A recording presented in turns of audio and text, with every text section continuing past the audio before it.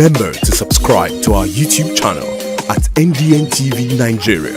Click on the subscribe button and be the first to get notifications.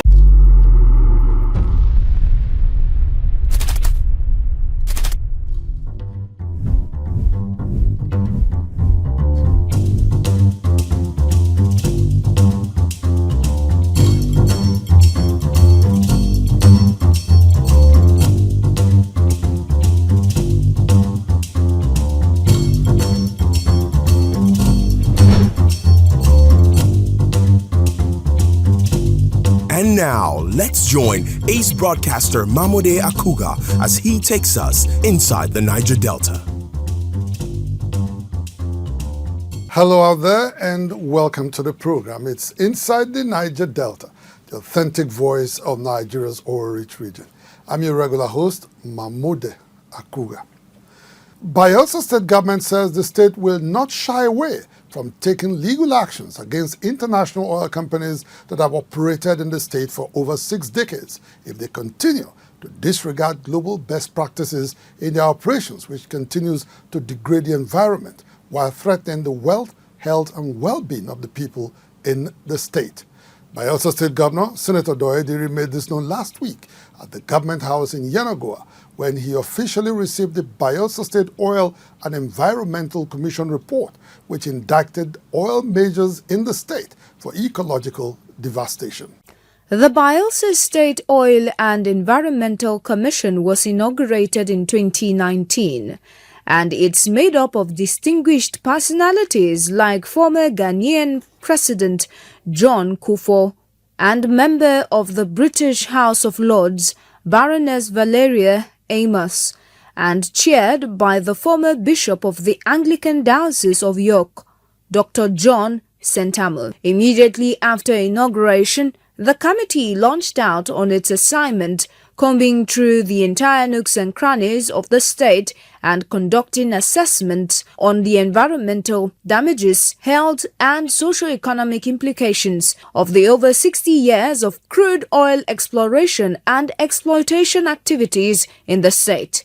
About 4 years later, in 2023, the Commission concluded its work and came up with a report that was presented in the House of Lords in the United Kingdom. The report suggests that Bayelsa State, which is home to the first crude oil well in Nigeria, the Otuabage-Oloibiri well, despite its relatively small size compared to other states in the region, had suffered far greater devastation due to oil extraction activities than any other state in the country. Last week, the team led by Bishop Sentamu was again in Yenagoa, the Bayelsa State capital, to formally present the report to the state governor, Senator Doyediri. It is estimated that about 25% of oil spills recorded in Nigeria are on Bayelsa soil and waters, with a total of about 109,904 barrels. This is equivalent to about 437 truckloads of crude, with each truck carrying 40,000 liters. In this report, we actually relay 4 failures on the part of international oil companies. Their failure of strategy, which is to wash their hands of responsibility for the reasons for oil spills. Their failure not to prevent oil spills by not maintaining or protecting their pipelines in the same way that actually be the case in the United States. Their failure to respond when oil spills have taken place, their lack of engagement with the communities they devastate, their disregard for the environment, and their inability to comply with regulations when it actually comes. Senator Diri lamented the scale of the damage, which the report indicated was caused by failure and faulty pipes, as against the popular narrative peddled by the international oil companies that it was due to sabotage. Speaking further, he said the state would seek environmental justice outside the shores of Nigeria. The stark reality here is that our environment has been devastated. Every Bayelsa resident is affected, our lives perpetually endangered. The brutal implication, we are either already dead or waiting to die. The international oil companies and the federal government of Nigeria have left our land and our people to a very gloomy fate. Senator Diri, who dissolved the commission which was initiated by his predecessor, Senator Siriaki Dixon, thanked the members for a job well done and promised to institute a framework for the implementation of the recommendations made. Inside the Niger Delta. Political analysts and observers of trends in Edo State have called on the winner of the September 21st gubernatorial elections, Senator MAMODE Okpebholo of the All Progressives Congress, to eschew all forms of political vendetta, unite the people, and focus on moving the state out of the trough of underdevelopment and backwardness. This is coming as Senator Okpebholo and his deputy, Honorable Dennis Idahosa, prepare to take over the reins of power in the state from the outgoing PDP-led government come November 12, 2024. On November 12, MAMODE Okpebholo will be sworn in as governor of Edo State, having won the Edo September 21st election and issued a certificate of return by the Independent National Electoral Commission, INEC. While this victory marks a milestone for Okpebholo and the All Progressives Congress, the real test will be how he translates his campaign promises into meaningful progress for the state. His success in doing so will show whether the choice made by the people of Edo was truly a wise one. For many watchers of events in the state, the success of Senator MAMODE Okpebholo's administration will rest on his ability to navigate the state's intricate PDP-dominated legislative arm and indeed the political landscape, which went through a major shake-off just before the elections. The problem we have in a lot of states, and mostly in the Niger Delta, is a lot of people, governors, when they take over, they stop all other programs for the other person. Projects that are beneficial to the people, they like to bring their own projects and abundant, and that is setting back the development of the Niger Delta. Opportunities should be given to people that are qualified. Godfatherism, which takes you to the politics of clientelism, should be eliminated. Edo first before others. In Nigeria, it's almost become a tradition that when an opposition party takes over, much of its time and energy goes into a cycle of blame games and conflicts that often slow down governance and development. Political analysts warn that given the widening development gap in Edo State, the new APC administration should better avoid this trap and instead focus on revitalizing the state's economy through strong investment in agriculture, transport, tourism, and more. We used to have a Edo line those days. I think he needs to rebrand and rebuild and reinvest in a Edo line. This time, they could get private entities to support that. Edo was part of the welfare government of Awolowo. So I want to look at it if it could go into that. Such framework is good to take the youths out of criminality and make them become useful investors and private entrepreneurs. In addition, there are lingering tensions from the outgoing Godwin Obaseki administration that the new team will need to address for the sake of peace and stability. These include the enforcement of the Traditional Rulers and Chiefs Edict of 1979, which has put the state government at odds with the Benin Traditional Council. Above all, Okpebholo, who will be the 11th leader of Edo State since its creation in 1991, must prioritize the welfare and well-being of the Edo people above any political interests. Inside the Niger Delta. Standout Properties Limited presents a real estate opportunity of a lifetime. Bloom Towers, a waterfront twin high-rise buildings of 19 and 21 stories at the edge of the Atlantic Ocean in the prestigious Oniru area, Victoria Island, Lagos. Bloom Towers is a green and smart building project consisting of 1, 2 and 3 bedroom apartments and maisonettes, as well as 10,300 square meters available space for commercial and corporate use. Built for completion in 2027, Bloom Towers has 236 units available for sale with a starting price of 100 million naira. Lock down a unit today with a down payment of 20% and spread the balance over the next 24 months. Contact us on 080-693-47063 or 091-22-656-975. It is a project that will bring huge return on investment. Bloom Towers, from foundation to skyline. Ezekiel Group, oil and gas, dredging, power and air transportation. Ezekiel Group, petroleum product sufficiency, energy sustainability and infrastructure development.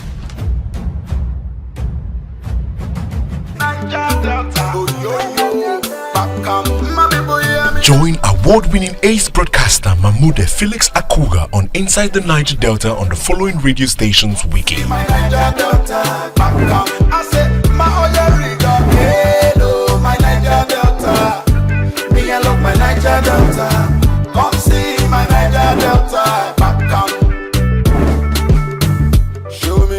Inside the Niger Delta, the authentic voice of Nigeria's oil-rich region. The All Progressives Congress, APC, and the People's Democratic Party, PDP, as well as other political parties in Ondo State, are intensifying their campaigns across the length and breadth of the state ahead of the November 16, 2024 gubernatorial elections. With just days to the Ondo Guba elections, the dynamics in the only Yoruba-speaking state in the Niger Delta continues to change, with the deputy governorship candidate of the Social Democratic Party SDP, Mrs. Susan Bemishola Shekoni Alabi, dumping her party for the ruling APC. Meanwhile, many have described the race as a tug of war between the former deputy governor Agbola Ajayi of the PDP and former deputy governor, now governor, Honorable Lucky Ayedatiwa of the APC. Campaigns are currently at their peak, with fierce competition between the ruling All Progressive Congress APC and the opposition People's Democratic Party PDP. Incumbent Governor Lucky Ayedatiwa is running under the APC banner, while former Deputy Governor Agbola Ajayi is contesting as the PDP candidate. Interestingly, both candidates previously served as deputies to the late Governor Rotimi Akeredolu at different times. Akeredolu, who first took office in 2017, had Agbola Ajayi as its deputy, but they parted ways just months before they could seek re-election together in the October 2020 elections. Akeredolu then went for Lucky Ayedatiwa as his new deputy, serving together until his passing in 2023. During a campaign stop in AKUGHA Northwest local government area, APC candidate Ayedatiwa welcomed the SDP's deputy governorship candidate, Mrs. Susan Bemishola Shekoni Alabi, who has now joined the APC. Speaking to journalists, Governor Ayedatiwa pledged to prioritize infrastructure development in the state if elected. Infrastructure based on the demands of the people, security, vote more money, and we look at our locations now and what is coming in. Other things we are going to do, look at the revenue and then look at projects and programs that will alleviate, the poverty of the people. Meanwhile, observers suggest that this election may not be an easy one for the ruling APC, as the PDP's candidate, Agbola Ajayi is expected to put up a strong fight, just like he did in 2020 when he ran against his former boss under the Zenith Labour Party. While campaigning recently in Esho-Odo local government area, the PDP candidate assured voters that he would not disappoint them if given the opportunity to be the governor, stressing that he possessed the experience needed to manage the socio-economic needs of the people in the state. The predominantly Yoruba-speaking Niger Delta state of Ondo was created on February 3, 1976, from the former Western state. In 2009, it joined a group of states with off-cycle elections when the Labour Party's Olusegun Mimiko successfully challenged the re-election of PDP's Olusegun Agago in court. Inside the Niger Delta. The Managing Director and Chief Executive Officer of the Niger Delta Development Commission, NDDC, Dr. Samuel Obuku, says he will keep interacting and engaging with groups and communities across the oil region to gather enough inputs that will help shape the programming and project delivery of the Niger Delta Development Commission, NDDC. Dr. Obuku gave this assurance last week in Port Harcourt, the River State capital, at a meeting with youth leaders from various ethnic nationalities in the Niger Delta. He emphasized the crucial role of young people in the region, noting that their contributions and perspectives are vital to advancing the NDDC's mission. As part of its new strategy to always feel the pulse of the people and keep in touch with them, Nigeria's foremost interventionist agency, the Niger Delta Development Commission, NDDC, last week met with youth leaders in the region.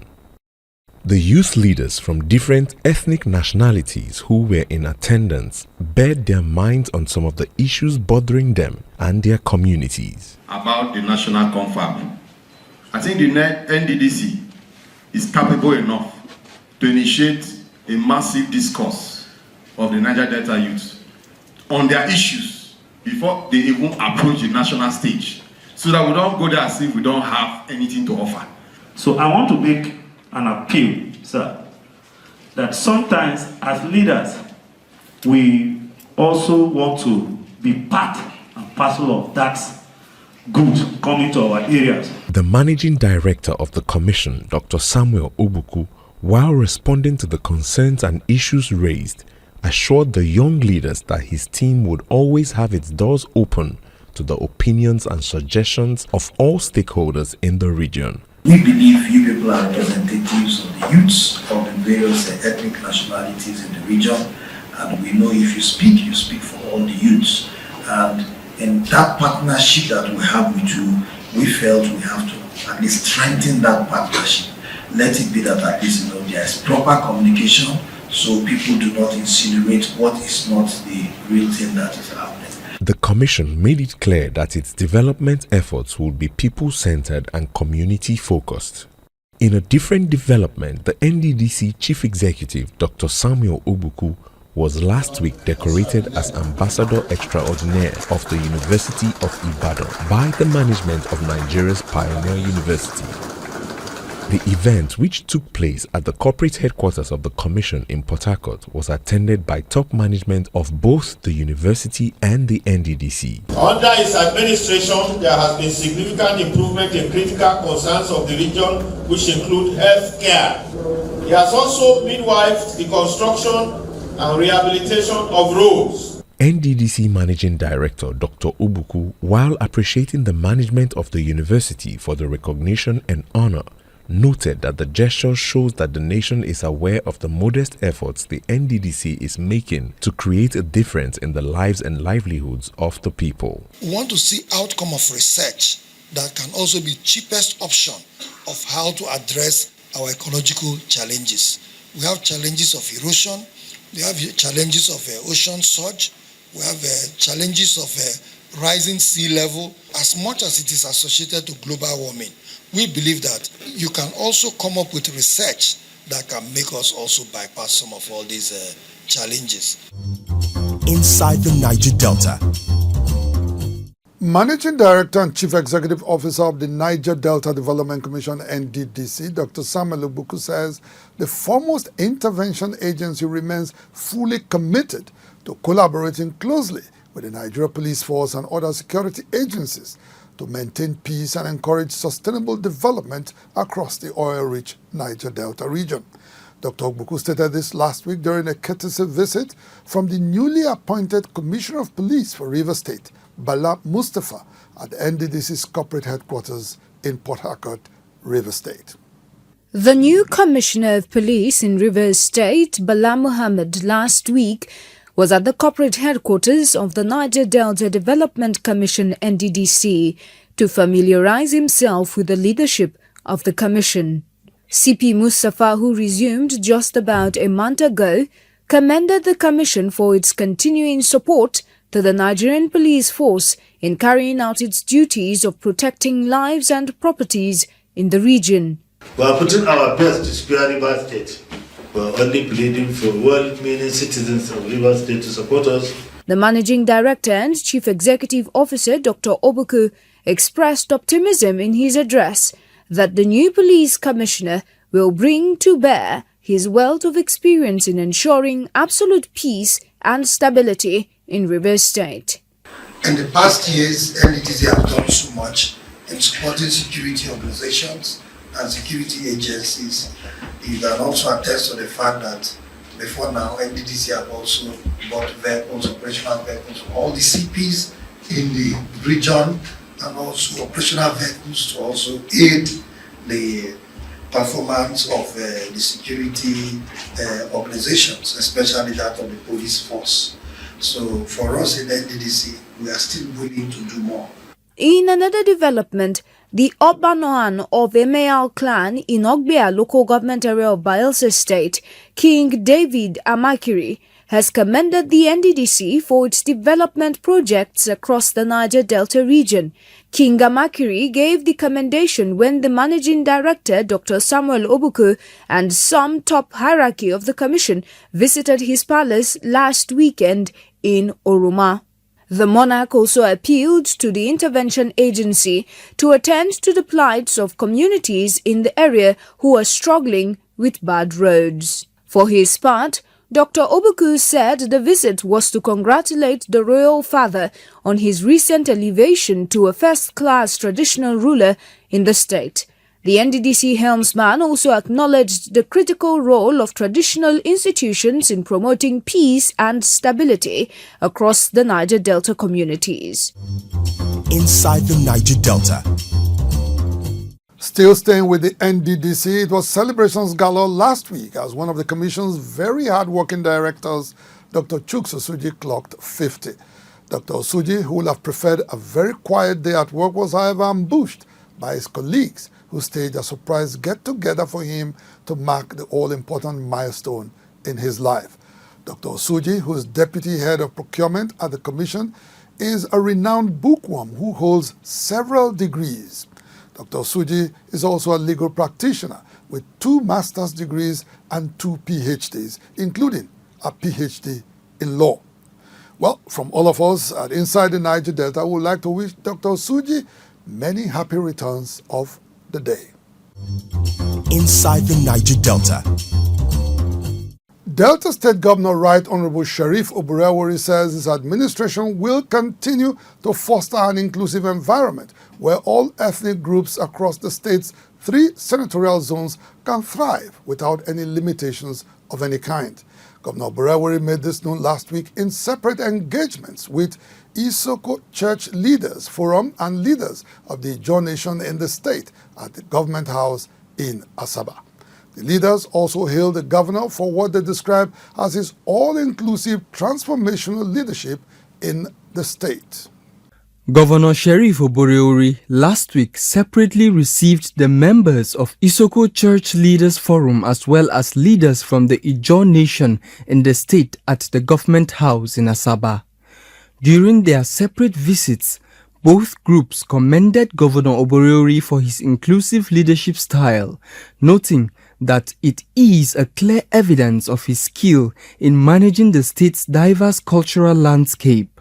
You don't need an oracle to tell you that we're experiencing some wonderful, spiritual, powerful things for our state. And I can assure you from the bottom of my heart that the John nation has reason to support you. Additionally, the group took the opportunity to present some of the challenges facing their communities and offered constructive suggestions on how the administration could further address their needs. With the volume of natural gas reserved in Isoko land and Delta State in general, which is presently being flared, we wish to suggest that this be converted for power supply. May we also draw your attention to the influx of strangers in our community that is almost overwhelming the indigenes. Their occupation of our forest areas is becoming a security concern to many of us. In his response, Governor Oborori expressed gratitude to the leaders for their continued support for his administration and their commitment to promoting peace and unity across Delta State. He assured them that his administration remains dedicated to delivering balanced development across every part of the Big Heart State. This government is for all Deltans, and I've promised that I will not be sentimental. I will continue to work with all the stakeholders, leadership of the church, and all in Delta to move Delta State forward.